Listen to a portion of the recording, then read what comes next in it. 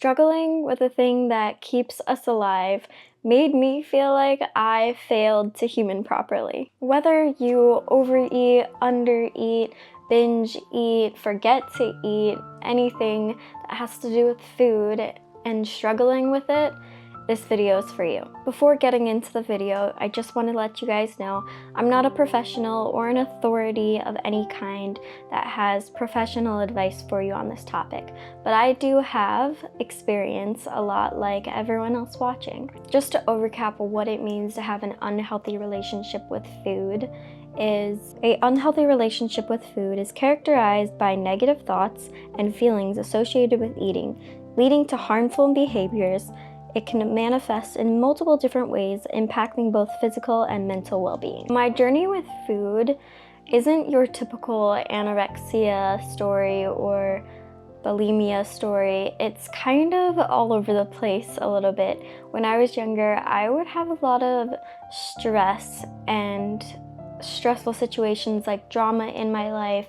I would have stressful situations at home, stressful situations with friends, just drama and like feelings that I wasn't able to process alone. And I most of the time seeked comfort through food, and I would find comfort through food to deal with those stressful situations, but also on top of it, I would ignore the rest of the world using food.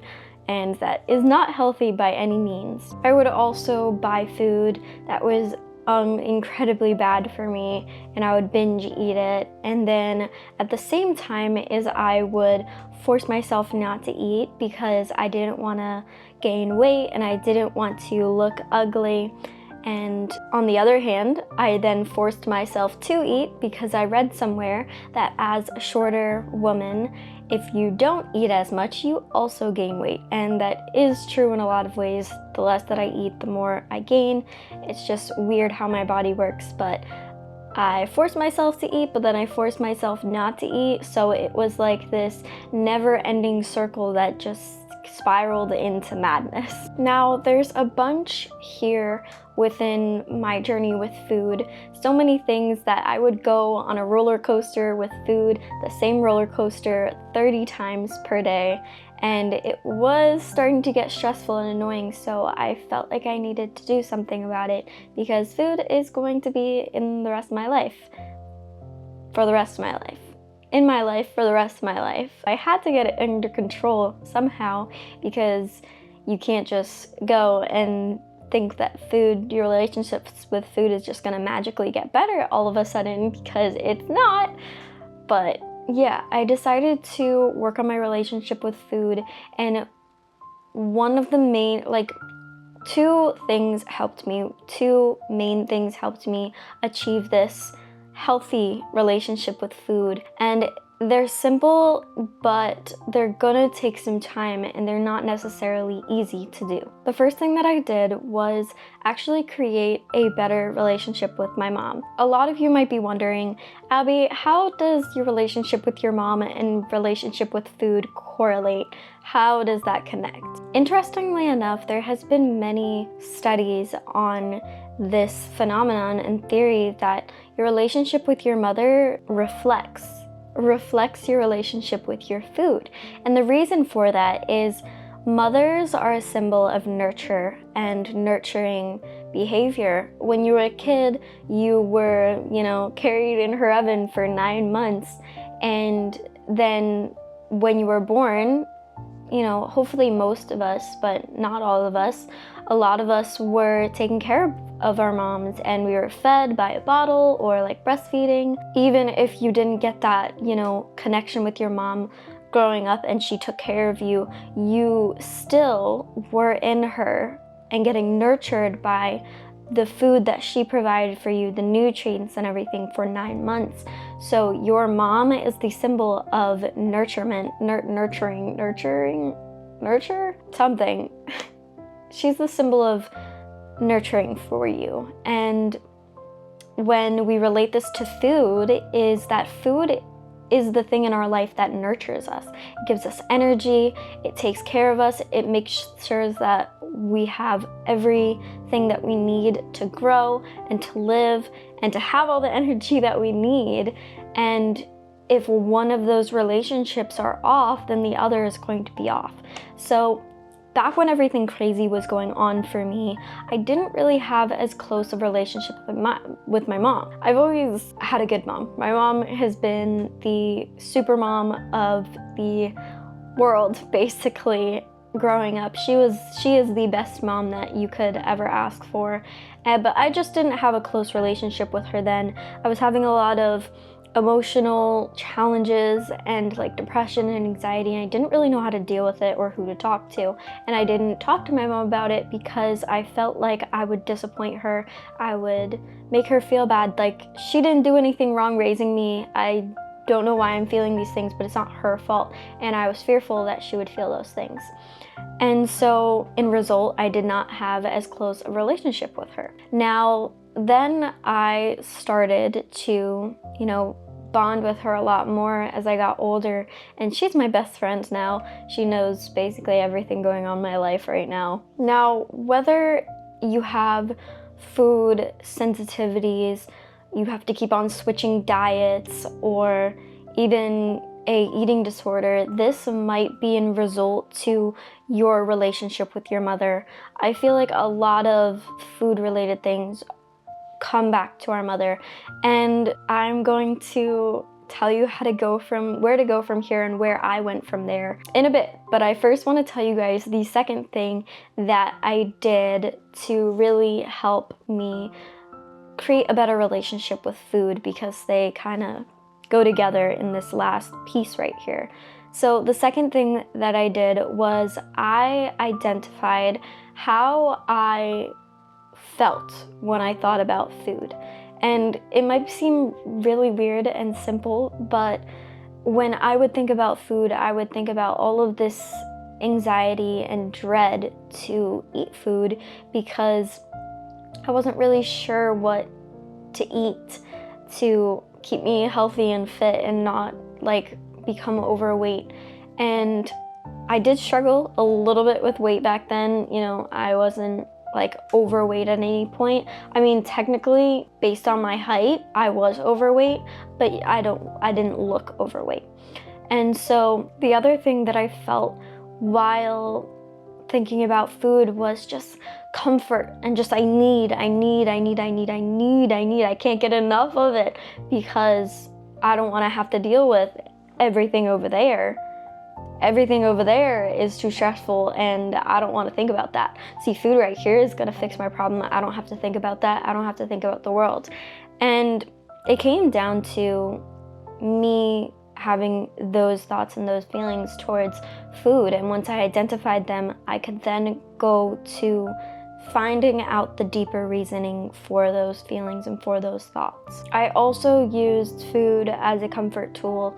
Like, I would really just, something bad happened in my life, something I don't want to deal with, something I don't want to think about, all the crazy stabbing thoughts that I had about myself, they don't exist. I don't know what you're talking about. Finding out what food meant to me drove me to find out what was the deeper reasoning. And food was a lot of things for me, and I'm sure it's a lot of different things for you. For me, it was an escape. It was a way to punish myself. It was a burden. It was comfort. It was a lot of different things, and that's confusing.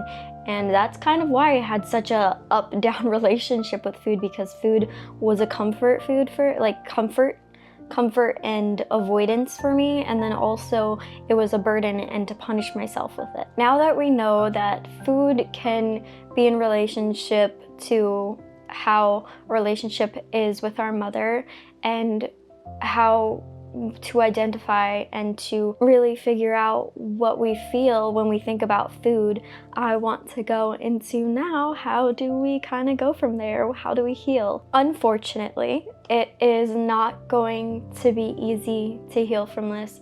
There's not a quick fix for anything that, has built up over time. Anything that you've dealt with for a really long time, it's not going to go away overnight. But there is always a way to heal, even though it might not feel that way. Something that I did a lot and I recommend to anyone is I journaled, and not just journal, oh, how my day went and everything. I chose a topic that I wanted to figure out and to really reflect on, like, for example, the things that I was avoiding, the things that I was trying to escape from, drama that was going on, anything that was about my mom, if I wanted to get close to her, what was stopping me. I wrote about those things in a journal, and I went as deeply as I could. All right, well, this is happening, why am I avoiding it? Okay, but why? All right, but why? But why? But why? And there's kind of this thing that happens when you ask why so many times, and like once you ask it a whole bunch of times, you kind of eventually get to the core reasoning. Once you can't figure out another why, you've gotten to that point, and then you can journal about that. Well, why am I feeling that way? There is a bunch of things that you can do, and it's a lot of self-exploratory things. Honestly, it's just a self-exploration journey that I have found. Self-awareness journey has been the thing to help me grow the most and to feel the best and to feel in myself the best. So something that you can also do is called shadow work. It's nothing, woo-woo kind of stuff. It's basically another form of journaling, and it's deep childhood questions that you answer, and it's pretty helpful. I've really found a lot about myself through shadow journaling. You can just go on Pinterest and be like, shadow journal questions about food, shadow journal questions about your mom, kind of thing. Something that I do want to note is, if you do figure out after watching this video that you might not have a good relationship with your mom and that might be affecting your relationship with food, I don't suggest that you bring your mom into your healing journey yet. And even not at all. Your journey is your journey. And just because your mom has something to do with like some issues you have doesn't mean that she has to be a part of you healing. See, your journey is yours, and the luxury of that is you can tell the people that you want to know, and you don't have to tell the people that you don't want to know. You can keep it as private as you want. And if this pushes you to, try to reach out to your mom and try to, work through things, know that things might not work out, and it's okay. It's okay that things don't work out, but as long as you have the support that you need through this journey, I, recommend maybe writing a letter to her and not sending it, write an email to her and say everything you want to say, and don't send it. It's kind of a good coping mechanism I've found. Or writing down on a piece of paper everything you want to say and then burning it, kind of letting it go off into the universe and let the universe take care of it on its own. I suggest to everyone watching the video that if you are dealing with any of these things, relationship problems with your mom, relationship problems with food, both of those things, I suggest you seek support, and in any form that you can find it. A therapist, and I know that not everyone has the luxury because they are expensive, and for a while I didn't have a therapist, so I know what it's like to not have that support of like a professional. But I would suggest, going to your friends, maybe some trusted friends, and talking with them and going over, I'm trying to heal from this thing and I would just need some support. And if that's kind of too scary, I would recommend going to like a support online group. There's a lot of sources now that's on the internet that you could totally go and find some support. That's all I would say, is find the support that you need in any form that is best for you. So just, I would recommend journaling, once every day about the stuff that comes up for you. And it's really about finding the deep root cause, because once you find the deep root cause, it's gonna get a lot easier to heal and to get better. Now, for everyone watching, this is a journey. It's not a destination, and it's gonna take time to heal your relationship with your food. But I promise you that you will heal your relationship with your food. So, thank you for watching, everyone, and I really can't wait to hear all of the comments down below. I want to hear what's going on in your life right now and how you're struggling with your relationship with food and what you're doing to heal from it. All right, I love you guys, and you guys are going to get through this. I'll see you guys next week. Bye.